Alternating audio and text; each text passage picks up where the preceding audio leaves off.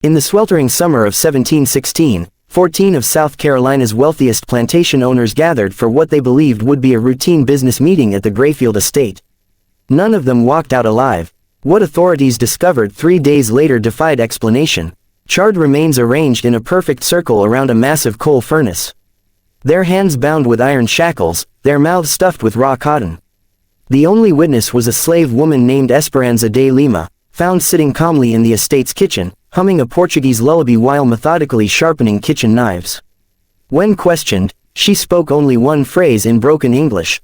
"Justice burns slower than coal, but burns complete."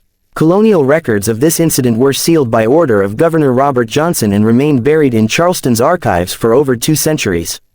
Tonight, we reveal the terrifying truth behind what became known as the Grayfield Massacre. A story of vengeance so methodical and brutal that it changed how the entire colony viewed their human property. Before we continue with the story of Esperanza de Lima and the night that shook colonial South Carolina to its core, I need you to do something for me. Hit that subscribe button and ring the notification bell, because stories like this one, buried by time and covered up by those in power, deserve to be told. And while you're at it, let me know in the comments what state you're listening from. Are there any dark historical secrets hiding in your own backyard? Now, let's step back to 1716 and discover how a woman who was considered nothing more than property orchestrated one of the most calculated acts of revenge in colonial American history. The story begins not with that horrific night, but 15 years earlier in the bustling port city of Charleston, South Carolina. The year was 1701 and the colony was experiencing unprecedented prosperity built on the backs of enslaved Africans who worked the rice plantations that stretched along the coastal lowlands. Among the most successful planters was Edmund Grayfield, a second-generation colonist whose family had carved out a 3,000-acre empire from the swamplands north of the Ashley River. Grayfield was a man of particular cruelty, even by the harsh standards of his time. Standing over 6 feet tall with pale blue eyes that seemed to look through people rather than at them. He had earned a reputation for breaking slaves both physically and mentally. His plantation, known as Grayfield Estate, was whispered about in the slave quarters throughout the region. It was said that slaves sent there either died within a year or emerged as hollow shells of their former selves. In September of 1701, a Portuguese slave ship called the Santa Maria arrived in Charleston Harbor carrying 180 souls from the coast of Angola. Among them was a young woman, perhaps 20 years old, who would be given the name Esperanza de Lima by her new owner.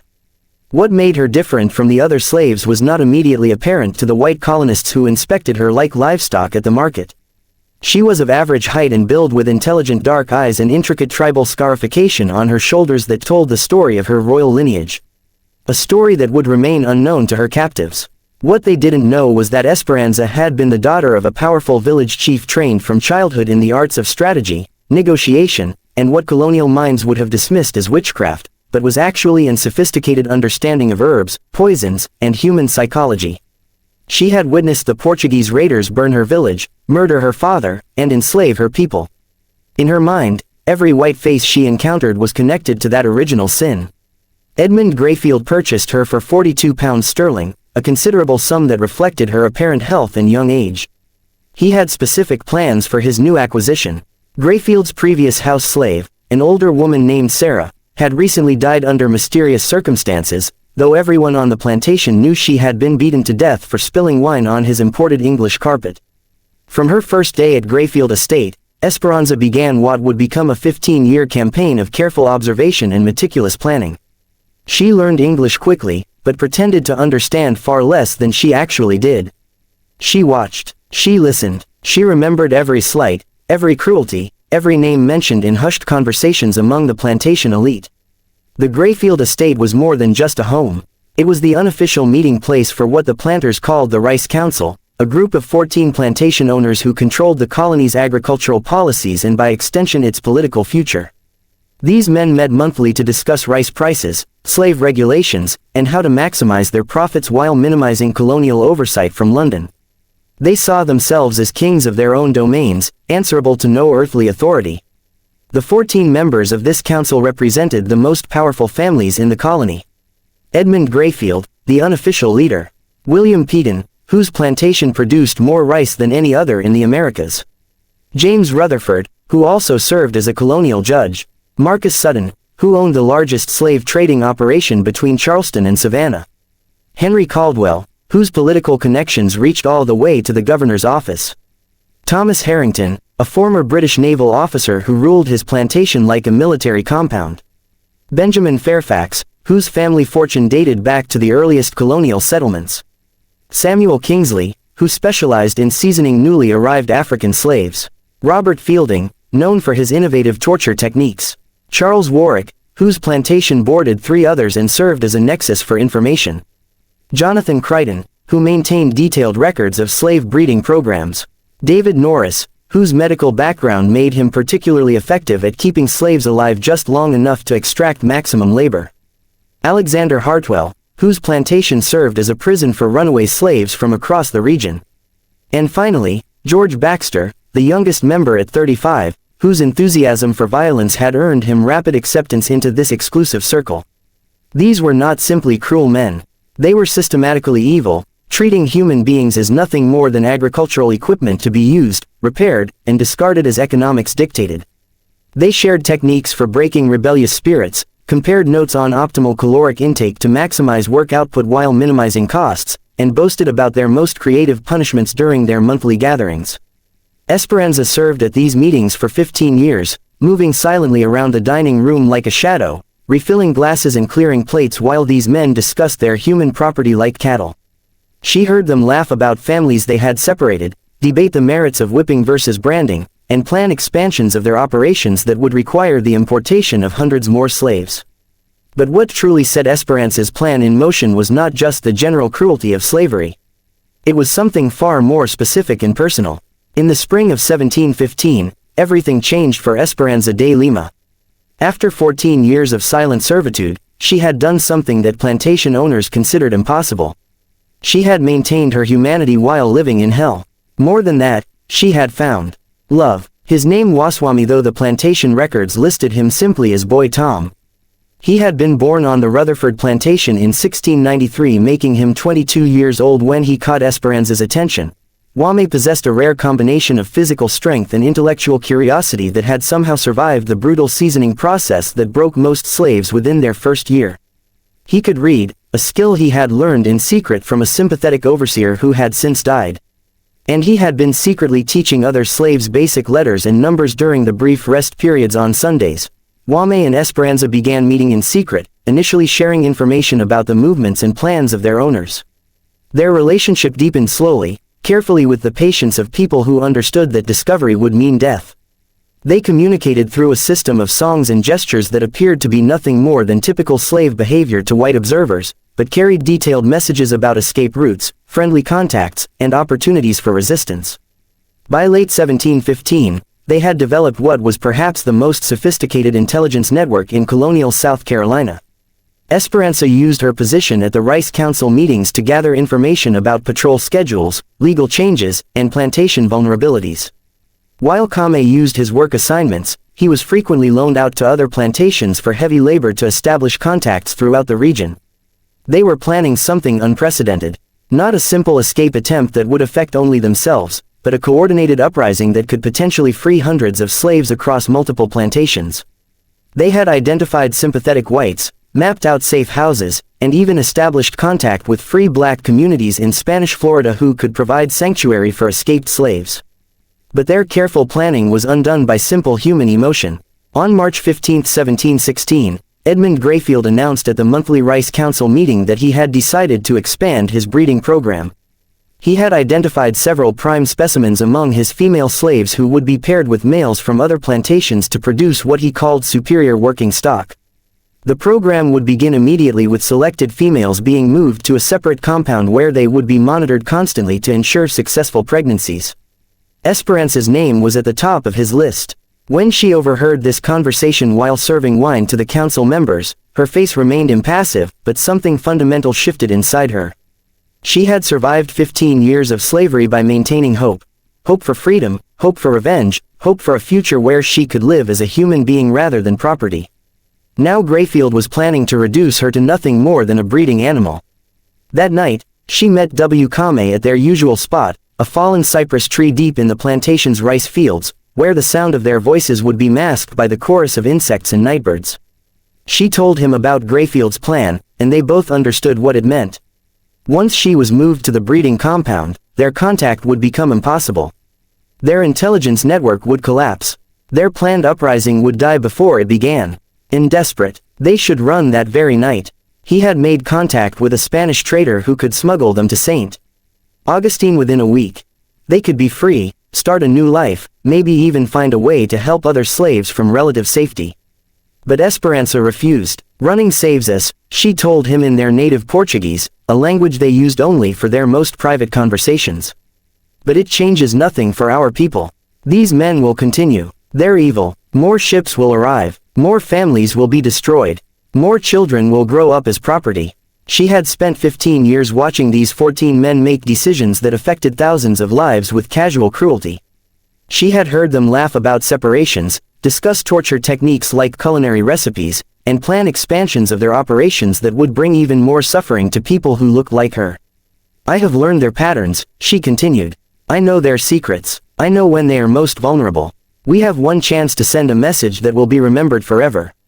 One chance to make them afraid the way they make us afraid. Understood what she was suggesting, and he was terrified.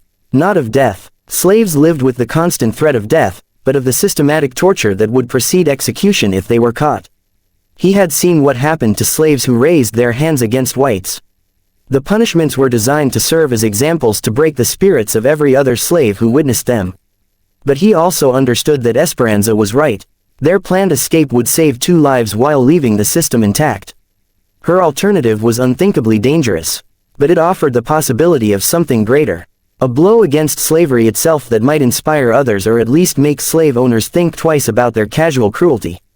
They spent the next 2 weeks refining a plan that was part intelligence operation, part psychological warfare, and part tactical strike. Esperanza would use her access to the monthly Rice Council meeting to create an opportunity for devastating retaliation. Kane would handle logistics, acquiring materials, establishing alibis for sympathetic slaves, and creating contingency plans for various scenarios. What they developed was perhaps the most sophisticated act of slave resistance in colonial American history, and it all centered on a simple fact that Esperanza had observed over 15 years of service. The Rice Council members were so confident in their absolute power that they had become careless about their personal security. The monthly meeting scheduled for June 23, 1716 would be their last. June 23, 1716, dawned with the oppressive heat that made South Carolina summers nearly unbearable for everyone except those who had grown up with the climate of equatorial Africa. Esperanza woke before sunrise as she had every day for 15 years and began her morning routine. But today was different. Today was the culmination of 15 years of careful observation, meticulous planning, and suppressed rage. The monthly Rice Council meeting was scheduled to begin at 2 o'clock in the afternoon, giving the 14 plantation owners time to travel to Grayfield Estate and conduct any preliminary business before the formal session. These meetings typically lasted 4 to 6 hours, depending on the agenda and the amount of imported rum that Edmund Grayfield provided for his guests. Esperanza had spent weeks studying the patterns of previous meetings, noting everything from seating arrangements to bathroom breaks to the timing of various agenda items. She knew that Marcus Sutton always arrived early to conduct private business with Grayfield.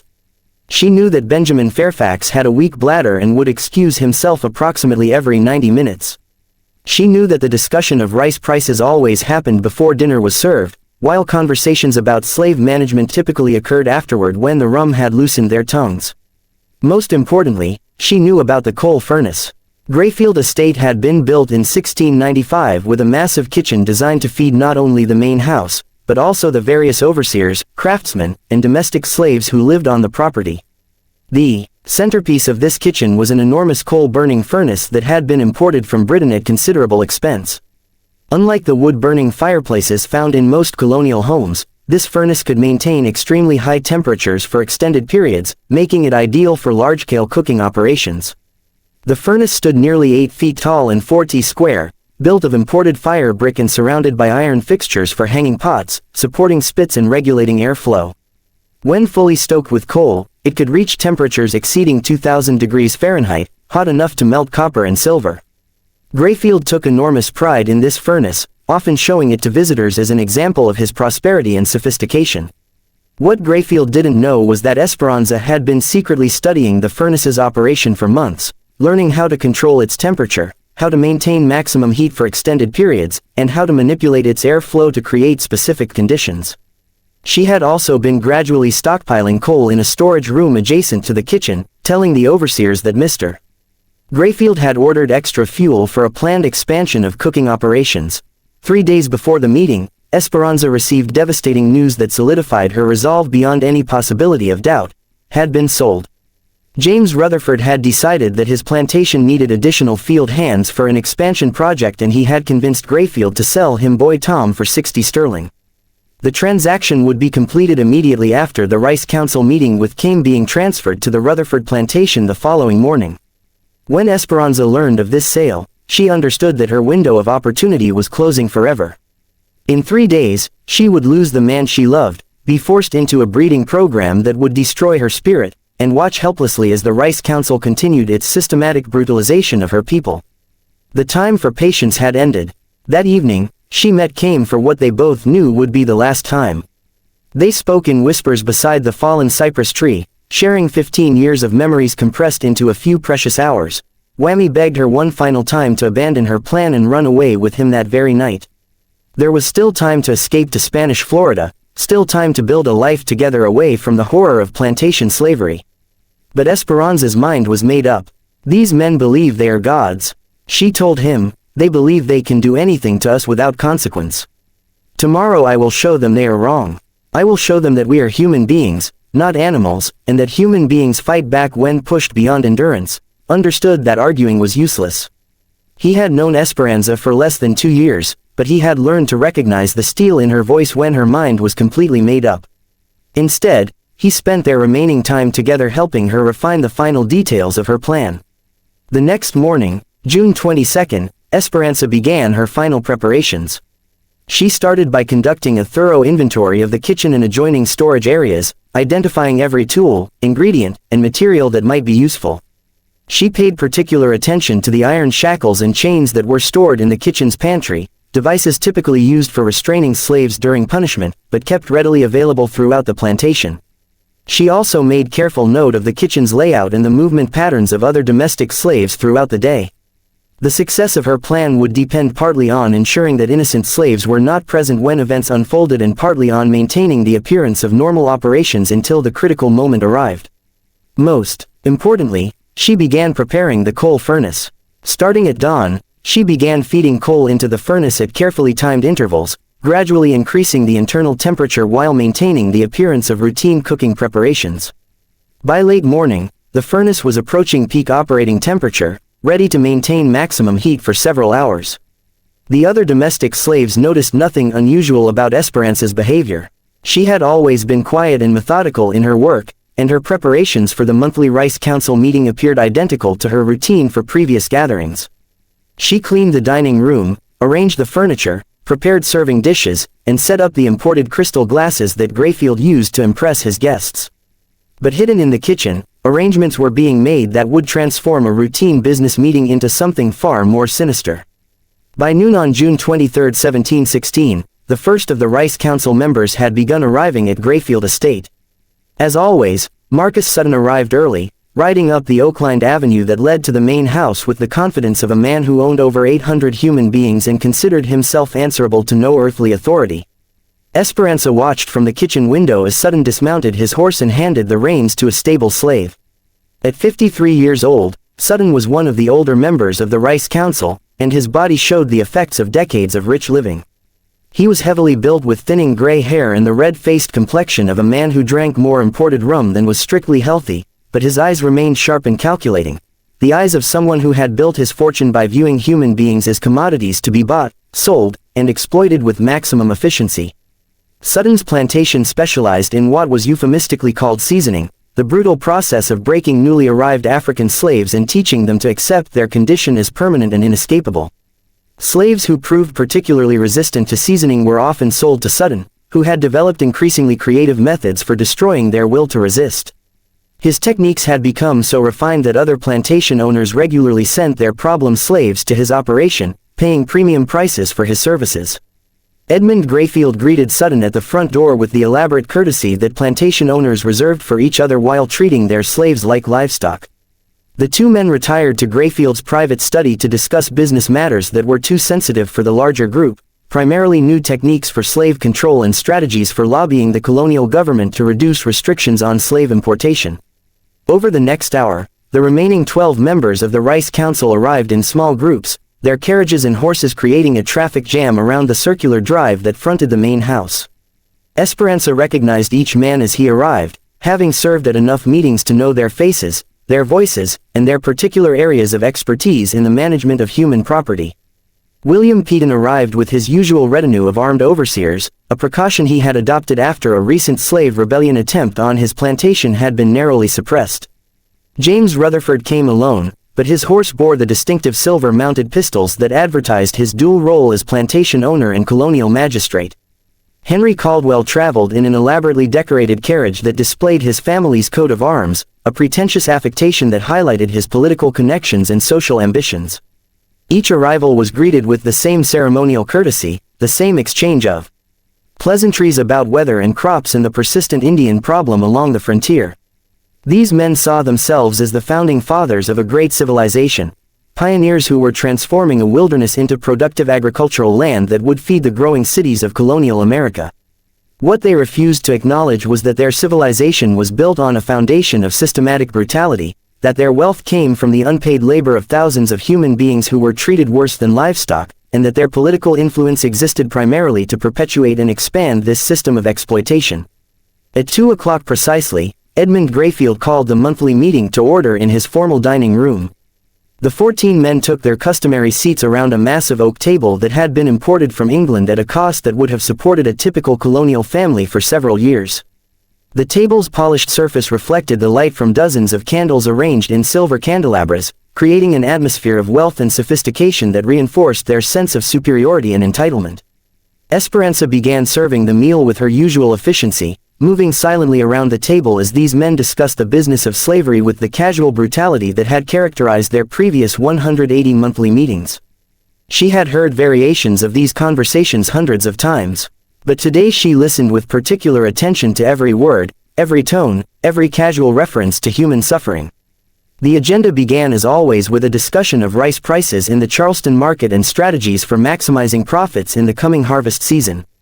William Peden reported that his plantation had achieved record production levels by implementing what he called incentive-based management, a system that provided minimal food rewards for slaves who exceeded daily quotas while subjecting underperformers to systematic punishment. The key, Peden explained while cutting his imported beef, is making them understand that their comfort level depends entirely on their productivity. Give them just enough hope to keep working, but never enough security to make them complacent. James Rutherford nodded approvingly. I've had excellent results with family separation as a motivational tool. Nothing makes a field hand work harder than knowing that his wife and children are being held at a different location, and that reunion depends on consistent performance. The conversation continued in this vein for nearly an hour, with each member sharing techniques for extracting maximum labor from their human property while minimizing expenses for food, housing, and medical care. They discussed breeding programs with the same clinical detachment that cattle ranchers used when planning livestock improvements. They compared notes on punishment techniques with the enthusiasm of craftsmen sharing professional secrets. Esperanza refilled wine glasses and cleared plates while these men celebrated their latest innovations in human degradation. She maintained her usual expression of blank subservience, but inside her mind she was making final mental notes about each man's position, each man's habits, and each man's potential for resistance when the time came.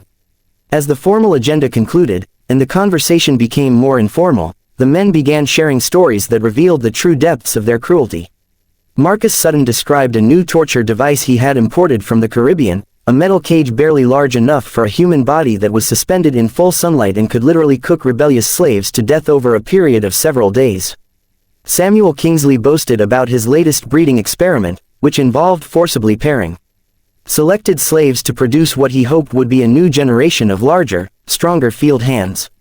But it was George Baxter, the youngest member of the council, who provided the final catalyst for what was about to unfold. "Gentlemen," Baxter announced as Esperanza poured brandy for the post-dinner drinks, "I have exciting news about a new business opportunity. The Spanish are paying premium prices for experienced slaves in their South American territories.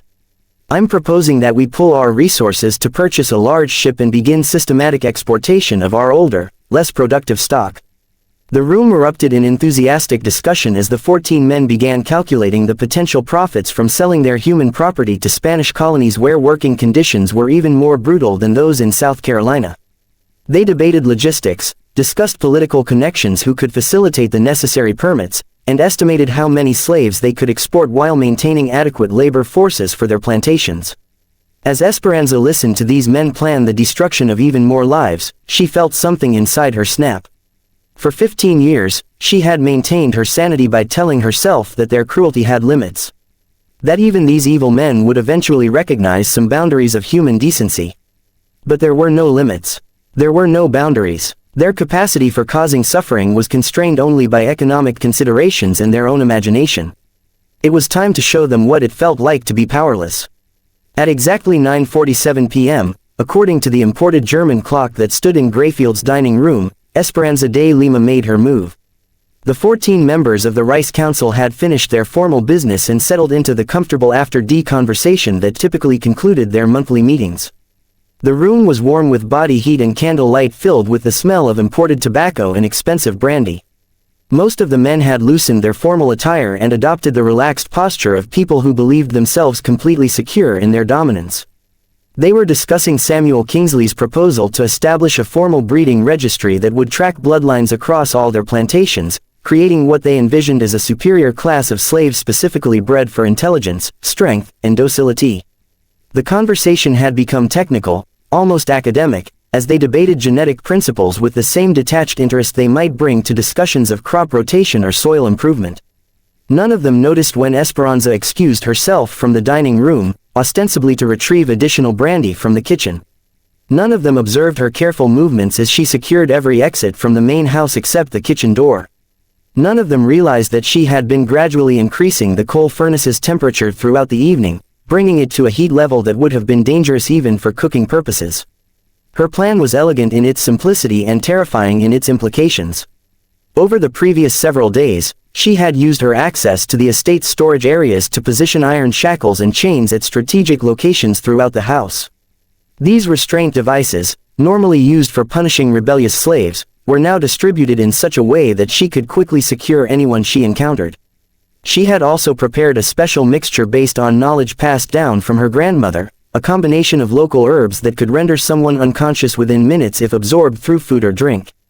This mixture had been carefully added to the brandy decanter that she had been serving throughout the evening. As the Rice Council members continued their discussion of human breeding programs, the first effects of Esperanza's preparation began to manifest. George Baxter, who had consumed more brandy than the others, began to feel dizzy and disoriented. He attributed this to the heat and alcohol, but within minutes he was slumping in his chair, struggling to maintain consciousness. One by one, the other council members began experiencing similar symptoms. William Peating complained of sudden nausea. James Rutherford found himself unable to focus his eyes. Marcus Sutton's hands began trembling uncontrollably. Edmund Grayfield was the first to realize that something was seriously wrong. "Gentlemen," he said, his voice already slurring slightly, "I believe we may have been. Someone has." But before he could complete the thought, his legs gave way and he collapsed onto the imported Persian carpet that had cost him more than most colonists earned in a year. Within 20 minutes, all 14 members of the Rice Council were unconscious. Esperanza worked with methodical efficiency, using rope and iron shackles to secure each man's hands and feet. The restraints she applied were the same devices that had been used to bind thousands of slaves over the years. Devices designed to cause pain and prevent escape while keeping the victim alive and functional. She took particular care to ensure that each binding was tight enough to cause considerable discomfort, but not so restrictive as to cut off circulation entirely. She had no intention of allowing these men to escape through the mercy of quick death. As she worked, she spoke to each unconscious man in Portuguese, Spanish, and broken English. Sometimes explaining what she was doing, sometimes recounting specific instances of cruelty she had witnessed. Sometimes simply expressing the rage that had been building inside her for 15 years. "You sell my qualm like he is cow," she whispered to James Rutherford as she secured iron shackles around his ankles. "You buy and sell people like they are nothing. Tonight you learn what it feels like to be nothing." To Marcus Sutton, she said, You break spirits. You teach people to stop being human. Tonight I teach you what broken spirit feels like. To Edmund Grayfield, her voice carried 15 years of suppressed hatred. You own me. You think you can do whatever you want to me. You think I am animal. Tonight you see what animals do when they have no choice left. Once all 14 men were securely restrained, Esperanza began the most labor-intensive part of her plan. One by one, she dragged each unconscious body from the dining room through the house to the kitchen. This process took nearly 3 hours as each man weighed considerably more than she did, and she had to move carefully to avoid making noise that might alert other slaves or overseers who might still be awake. By 2 a.m., all 14 members of the Rice Council were arranged in a circle around the massive coal furnace, their feet pointing toward the center, their hands secured behind their backs with iron shackles, their mouths stuffed with raw cotton to prevent them from calling for help when they regained consciousness. The furnace itself had been stoked to maximum temperature and was radiating heat that made the kitchen nearly unbearable even for someone who wasn't restrained. Esperanza had calculated that the combination of extreme heat, dehydration, and restricted movement would create a form of prolonged torture that would give these men time to contemplate their fate while slowly dying in agony. But she had also made provisions for a more immediate form of justice. As the first gray light of dawn began filtering through the kitchen windows, the Rice Council members began regaining consciousness. The herb mixture she had used was designed to cause unconsciousness for several hours, but leave no permanent impairment, ensuring that her victims would be fully aware of their situation when the torture began. Edmund Grayfield was the first to wake up, and his confusion quickly turned to terror as he realized his predicament. He was lying on the stone floor of his own kitchen, bound hand and foot with iron shackles, unable to speak because of the cotton stuffed in his mouth, and surrounded by the other members of his council in similar condition. The massive coal furnace in the center of their circle was radiating heat like a miniature version of hell itself. As the other men regained consciousness, the kitchen filled with the sound of muffled screams and desperate struggles against unbreakable restraints. They were experiencing for the first time in their lives the absolute helplessness that they had inflicted on thousands of other human beings. Esperanza sat calmly in a corner of the kitchen, methodically sharpening the carving knives she used for food preparation. She had positioned herself so that each man could see her clearly, and she maintained eye contact with each of them as they fully grasped the hopelessness of their situation. "Good morning, gentlemen," she said in clear English, far better English than she had ever spoken in their presence before. "I hope you rested well. We have much to discuss, and I want to make sure you are all paying attention." She stood up and walked slowly around the circle, looking down at each restrained man with the same expression of cold evaluation that they had used when inspecting slaves at the Charleston market. "For 15 years I have served your meetings. I have listened to your conversations. I have heard you discuss my people like we are cattle to be bought and sold and bred and slaughtered according to your convenience." She paused next to Marcus Sutton, who was struggling frantically against his restraints. "You, Mr. Sutton, specialize in breaking spirits. You take people who still remember being human and teach them to forget. You have perfected techniques for destroying hope, for making proud men and women into hollow shells who exist only to serve your pleasure."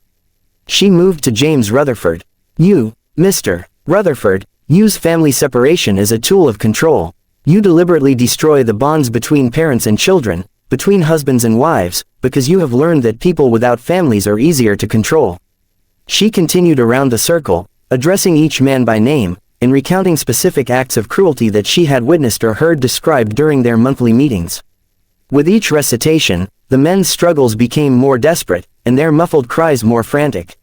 Finally, she returned to Edmund Grayfield. "And you, Mr. Grayfield, are the worst of all because you could have chosen differently. You have education, you have wealth, you have power, you could have treated us as human beings. Instead, you chose to be a monster because being a monster was more profitable." She walked back to the center of the circle, standing directly in front of the coal furnace. "Today you are going to experience what it feels like to be powerless. You are going to learn what it means to be at the mercy of someone who views you as less than human. And you are going to die slowly, painfully, with plenty of time to think about all the suffering you have caused." With that announcement, Esperanza began the final phase of her plan. What happened over the next 6 hours would become the stuff of legend and nightmare throughout colonial South Carolina. Though the full details would remain buried in sealed government archives for more than 2 centuries. Esperanza de Lima transformed the Grayfield estate kitchen into a theater of retribution where 14 of the colony's most powerful men experienced for the first and last time what it meant to be completely helpless in the hands of someone who viewed them as less than human. She began with psychological torture, moving slowly around the circle and forcing each man to listen as she recounted in excruciating detail specific instances of cruelty that she had witnessed during her 15 years of servitude. She described children torn from their mothers' arms, husbands separated from wives, proud men reduced to broken shells through systematic brutalization. She spoke in the calm, measured tone that these men typically used when discussing the management of their human property. "Mr. Peden," she said, kneeling beside the terrified plantation owner, "do you remember the woman named Asher? She was pregnant when you bought her in 1714. You worked her in the rice fields until the day she went into labor, then sold her baby to a trader from Georgia before she even recovered from childbirth. She cried for 3 days straight. You told your overseer to whip her for excessive noise that was disturbing your sleep." Peon's eyes widened with terror as he recognized the incident. Like most plantation owners, he had committed so many acts of casual cruelty that individual cases blended together in his memory. But Esperanza had remembered every detail, every name, every act of systematic dehumanization that she had witnessed. She moved to Charles Warwick. "You enjoy watching punishments, Mr. Warwick. You attend whippings like other men attend horse races. Last spring, you paid Mr. Grayfield $5 to let you personally administer 50 lashes to a man who had tried to run away. You took your time, spacing the stroke so he would remain conscious for the entire punishment. You smiled the whole time. The heat from the coal furnace was becoming unbearable. Sweat poured down the faces of the restrained men, mixing with tears of terror and creating dark stains on their expensive imported clothing. Several of them had already begun showing signs of heat exhaustion, rapid breathing, flushed skin, and the glazed look that preceded collapse. But Esperanza was not finished with the psychological portion of her retribution. She retrieved a leather-bound ledger from Edmund Grayfield's study, the same book where he recorded the purchase, sale, and breeding of his human property. Opening it to a random page, she began reading entries aloud in the flat, emotionless tone that plantation owners used when discussing business transactions. April 12, 1715. Sold boy named Caesar, age 14, to Rutherford Plantation for breeding purposes, 45 lb sterling. Note: mother became unmanageable after separation. Recommend immediate sale or disposal. She turned the page. June 3, 1715. Female named Rebecca died in childbirth. Child survived. Estimated loss £20 sterling. Note: implement better nutrition program for breeding females to reduce mortality rates. Page after page, she read the clinical documentation of human suffering. Families destroyed, children sold, men and women reduced to monetary calculations in a businessman's ledger. Each entry represented someone's life, someone's family, someone's dreams crushed under the weight of systematic exploitation. The psychological torture continued for 2 hours with Esperanza forcing each man to confront the full scope of his crimes against humanity. She had an extraordinary memory for detail enhanced by 15 years of careful attention to their conversations. She could recall specific dates, individual names, particular acts of cruelty that each man had committed or ordered. But as the morning sun climbed higher and the temperature in the kitchen approached 120 degrees Fahrenheit, she moved to the next phase of her plan. From the kitchen storage area, she retrieved several long iron rods, tools typically used for stoking the coal furnace and manipulating heavy cookware. She placed these rods directly into the furnace's flames, where they quickly heated to cherry-red temperatures that would cause excruciating burns on contact with human flesh. "Gentlemen," she announced, "you have spent years perfecting techniques for causing pain without causing immediate death. You have learned how to torture people for maximum effect while keeping them alive and functional. Today I will demonstrate that your students have been paying attention." She withdrew the first iron rod from the furnace. The metal glowed like a piece of captured sunlight, radiating heat that could be felt from several feet away. Moving to Edmund Grayfield, she held the rod close enough to his face that he could feel the intense heat without making contact. "This is for every slave you have branded like cattle," she said calmly. "This is for every human being you have marked as your property." What happened next was too brutal to describe in detail. But the screams that echoed through the Grayfield estate kitchen could be heard by slaves working in fields nearly a quarter-mile away. The sound was unlike anything they had ever heard before. The desperate, agonized cries of men who had never experienced genuine helplessness and were discovering what their victims had endured for decades. Esperanza worked methodically, applying the heated iron to each man in turn, targeting non-fatal areas that would cause maximum pain while ensuring that her victims remained conscious and aware. She had learned from observing their own torture techniques, understanding exactly how much damage the human body could sustain while still maintaining the capacity for suffering. Between applications of the heated iron, she continued her psychological assault, describing in detail how each man's plantation would be inherited by relatives who might or might not continue their cruel practices. She talked about their children, wondering aloud whether the next generation would prove as evil as their fathers, or might develop some capacity for human compassion. "Your son William," she said to Marcus Sutton, as he writhed in agony. "He is only 16 years old. Maybe there is still time for him to become a better man than his father. Maybe when he learns what happened to you, he will decide that treating people as property is too dangerous." The psychological impact was as devastating as the physical torture. These men had built their entire identity around the belief that they were superior beings, natural masters who had the right to control and exploit other human beings. Esperanza was systematically destroying that identity, forcing them to experience themselves as victims, as objects to be manipulated by someone else's will. As the afternoon heat combined with the furnace's radiation to push the kitchen temperature above 130 degrees, several of the men began showing signs of severe heat stroke. Their skin turned red and dry. Their breathing became rapid and shallow, and their struggles against the restraints became weaker and more desperate. But Esperanza had planned for this contingency. She had no intention of allowing them to escape through unconsciousness or heat-induced delirium. Using techniques learned from her grandmother, she applied wet cloths to their foreheads and forced small amounts of water into their mouths, keeping them conscious and aware while their bodies slowly cooked in the superheated air. "You must stay awake," she told them. "You must remain alert. Death is a mercy, and you have not earned mercy yet." The torture continued through the hottest part of the afternoon, with Esperanza maintaining the furnace at maximum temperature while systematically applying heated iron rods to each man's body. She targeted hands, feet, and faces, areas that would cause excruciating pain while remaining visible as permanent reminders of their experience. But perhaps the most devastating aspect of the entire ordeal was not the physical suffering, but the complete reversal of power relationships that it represented. For the first time in their lives, these 14 men were experiencing what their slaves endured every day. The knowledge that another human being had complete control over their bodies, their comfort, their very survival. They were learning what it meant to be property. As evening approached and shadows began falling across the kitchen floor, Esperanza prepared for the final act of her carefully orchestrated revenge. The coal furnace had been burning at maximum temperature for nearly 18 hours, creating a heat level that was literally unbearable for sustained human exposure.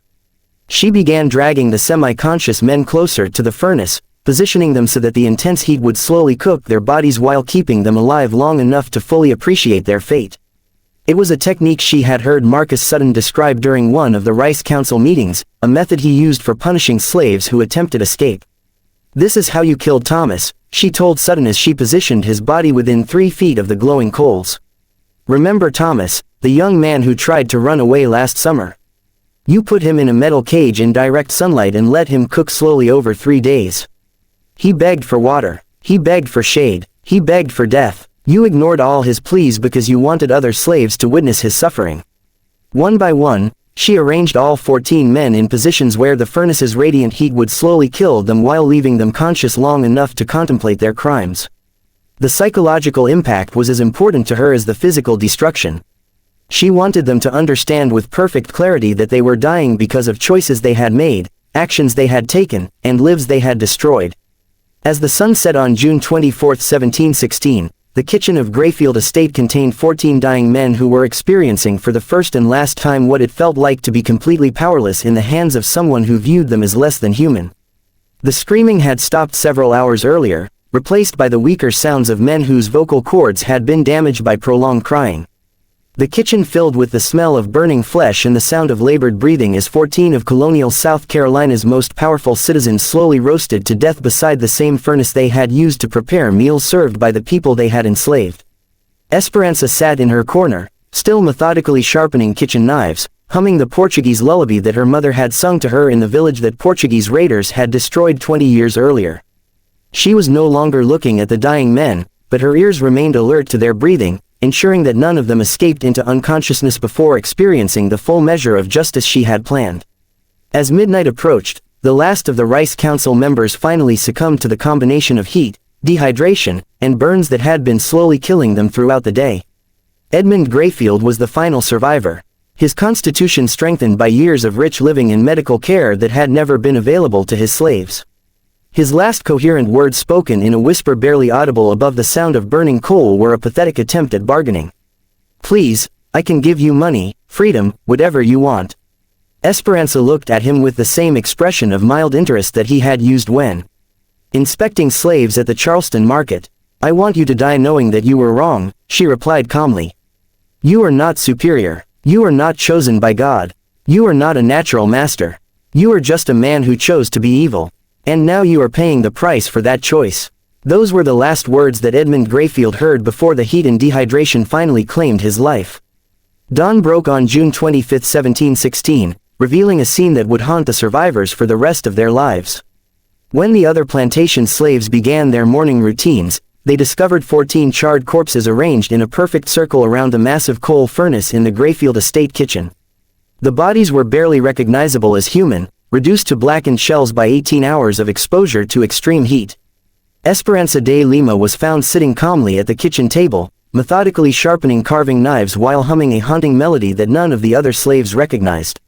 She showed no signs of distress or exhaustion, despite having orchestrated and witnessed one of the most elaborate acts of revenge in colonial American history. When the plantation's white overseers arrived to investigate, they found a scene that defied their understanding of the natural order. 14 of the colony's most powerful men had been killed by a single slave woman who had somehow overpowered them all and subjected them to a form of torture that exceeded anything in their experience. The implications were terrifying. If one slave could accomplish this level of devastation against multiple plantation owners, what might happen if slaves began organizing more sophisticated forms of resistance? The psychological impact on the white colonial population was immediate and profound. For the first time, they began to fear the people they had enslaved. Word of the massacre spread throughout the colony within days, carried by writers who had been dispatched to inform the victims' families and business associates. But the colonial authorities faced a serious dilemma in deciding how to respond to the incident.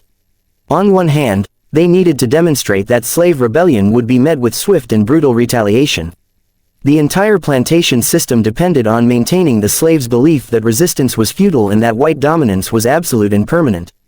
On the other hand, they needed to prevent the spread of detailed information about Esperanza's methods and success. If other slaves learned that 14 plantation owners could be killed by a single woman armed only with intelligence, patience, and determination, the results could be catastrophic for the entire colonial economy. Governor Robert Johnson convened an emergency session of the Colonial Council to discuss the crisis. After 3 days of heated debate, they reached a decision that prioritized political stability over public justice. The official records of the Grayfield massacre were sealed by gubernatorial order and locked in the Charleston archives with instructions that they not be opened for 50 years. The families of the victims were informed that their relatives had died in a tragic fire that had consumed the Grayfield estate kitchen during a business meeting. No mention was made of Esperanza's role in their deaths. Esperanza herself presented a more complex problem. Executing her publicly would require explaining her crimes, which would spread exactly the kind of information that the colonial government wanted to suppress, but allowing her to live would send the message that slave rebellion could succeed without consequences. The solution they devised was as cruel as it was politically expedient. Esperanza was sentenced to be sold to a Spanish trader who specialized in supplying slaves to the silver mines of South America, a fate that was universally understood to be a delayed death sentence. The working conditions in the Spanish mines were so brutal that slaves typically survived less than 2 years before succumbing to exhaustion, disease, or accidents. But even this sentence carried risks.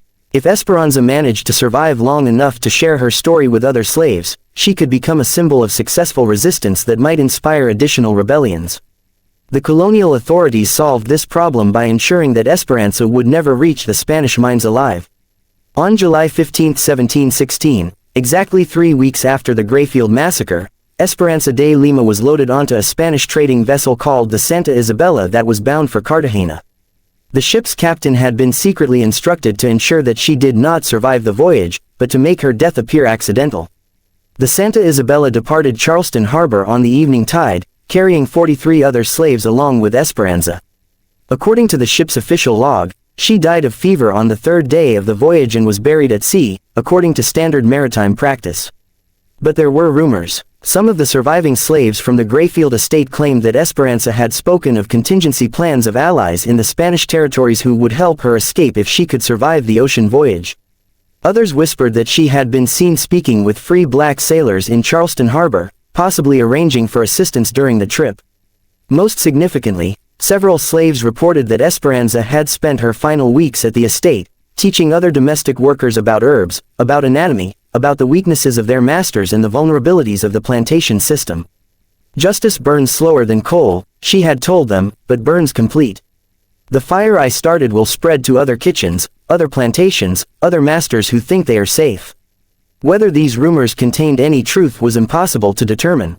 The colonial authorities had moved quickly to disperse the surviving slaves from Grayfield estate, selling them to plantations throughout the region to prevent any coordination of their stories or their activities. But the psychological damage was already done.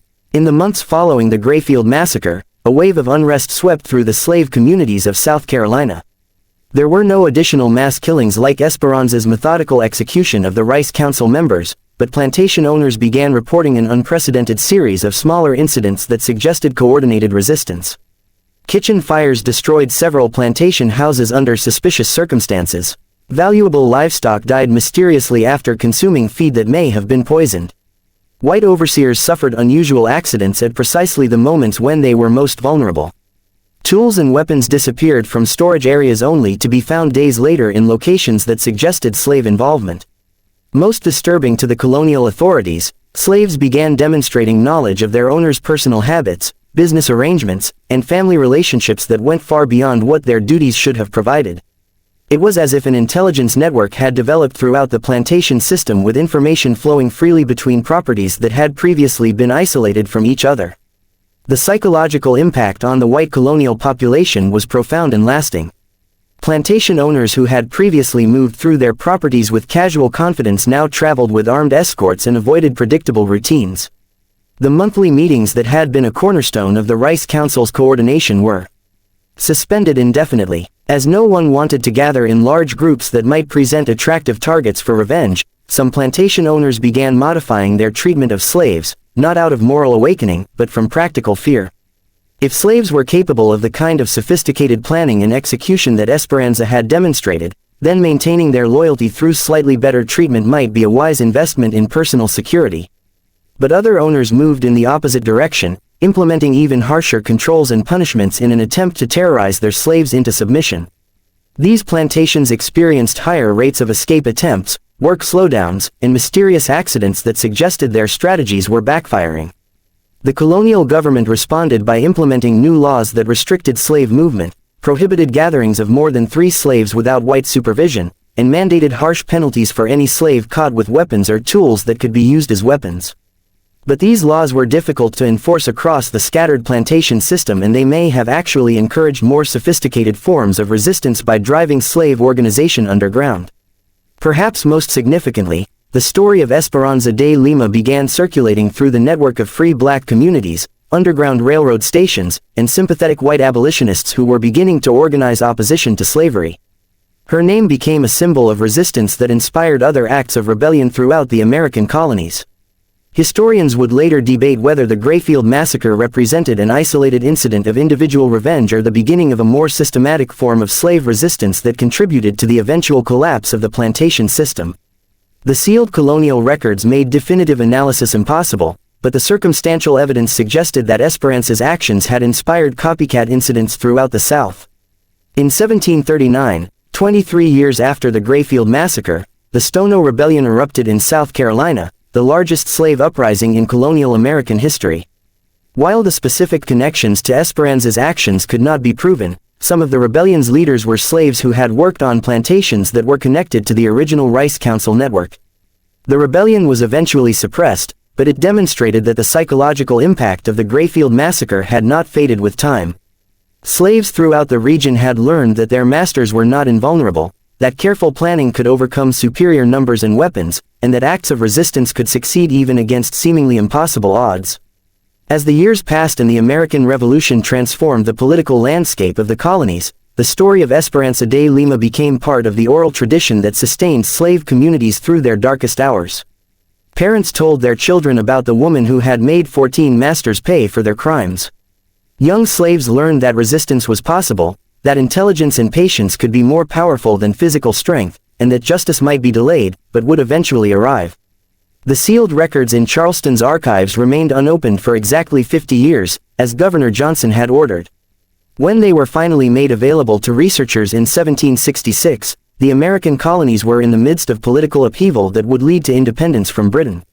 The story of the Grayfield Massacre was overshadowed by larger historical events, but it contributed to a growing awareness that the institution of slavery contained the seeds of its own destruction.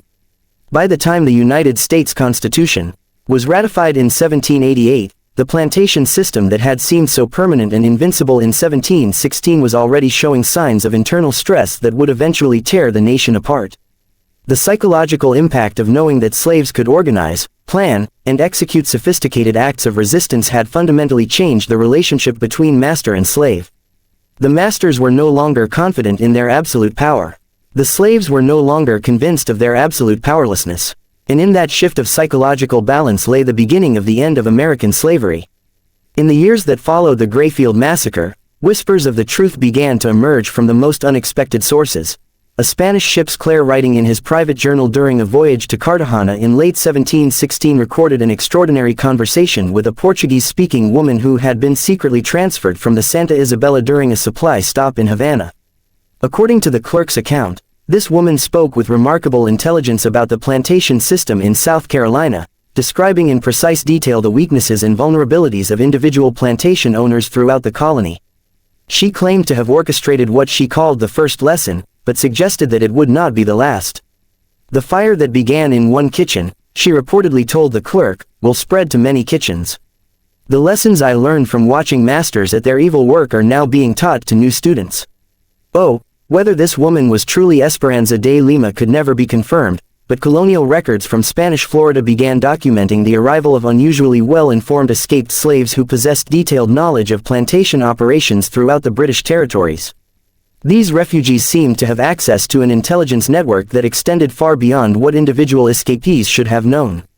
More disturbing to the colonial authorities, reports began filtering back from Spanish territories describing communities of former slaves who were actively supporting escape attempts and resistance activities in the British colonies.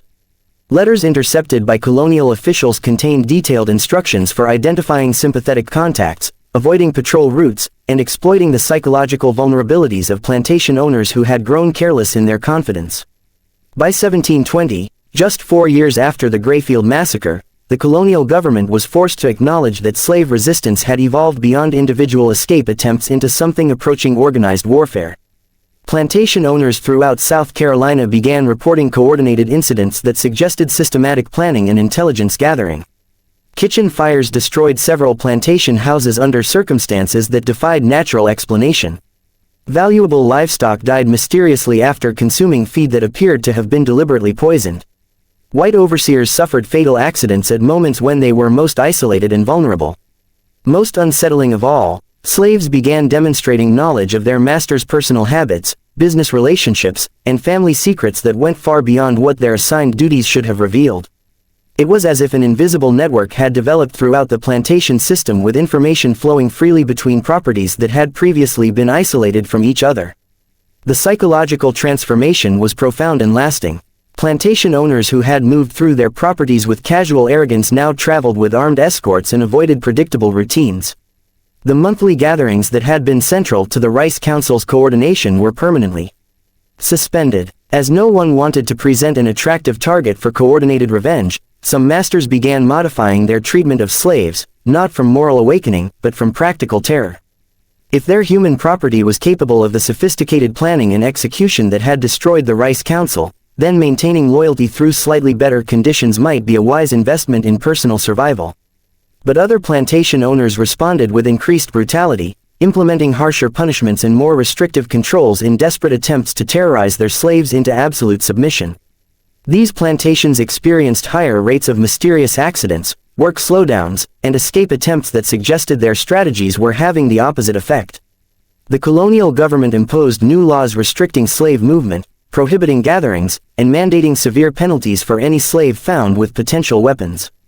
But these regulations were difficult to enforce across the scattered plantation system, and they may have actually encouraged more sophisticated forms of underground organization. As the decades passed, the story of Esperanza de Lima became woven into the fabric of slave resistance throughout the American colonies. Parents whispered to their children about the woman who had made 14 masters pay for their cruelty. Young slaves learned that their masters were not invulnerable, that careful planning could overcome superior numbers and weapons, and that justice might be delayed but would eventually arrive. The sealed records in Charleston's archives remained locked away as Governor Johnson had ordered, but the truth had already escaped through other channels. Every slave community knew the essential facts. One woman, armed only with intelligence and determination, had killed 14 of the most powerful men in the colony and had lived to escape their justice. Whether Esperanza truly survived to continue her work in Spanish Florida, or whether the reports of her later activities were legends created to inspire hope in desperate people became less important than the psychological impact of her story. The masters were no longer confident in their absolute power. The slaves were no longer convinced of their absolute powerlessness. And in that fundamental shift of psychological balance lay the seeds of everything that would follow. The growing resistance movements, the underground railroad networks, the persistent rebellions that would eventually contribute to the destruction of the entire plantation system. The kitchen at Grayfield Estate stood empty for 66 years after that night of reckoning, gradually falling into ruin as subsequent owners found the building impossible to staff. Local slaves refused to work in the room where Esperanza had demonstrated what happened to masters who pushed their human property beyond endurance. Eventually, the entire structure was demolished and the land left to return to wilderness. But the lesson remained, passed down through generations of enslaved families who understood that those who choose to treat other human beings as property do so at their own peril. Property can think, property can plan, property can remember everything, and sometimes when pushed beyond the limits of human endurance, property fights back. Justice burns slower than coal, but it burns complete. What do you think of this story? Do you believe everything was revealed, or are there still secrets buried in the archives of our nation's dark history? Leave your comment below and share your thoughts about this remarkable tale of resistance and revenge. If you enjoyed this journey into America's hidden past and want more stories that reveal the truth behind official histories, subscribe to our channel. Hit the notification bell, and share this video with someone who appreciates the power of untold stories. History is written by the victors, but sometimes the voices of the victims find a way to be heard across the centuries. See you in the next video where we'll continue exploring the dark secrets that shaped our nation.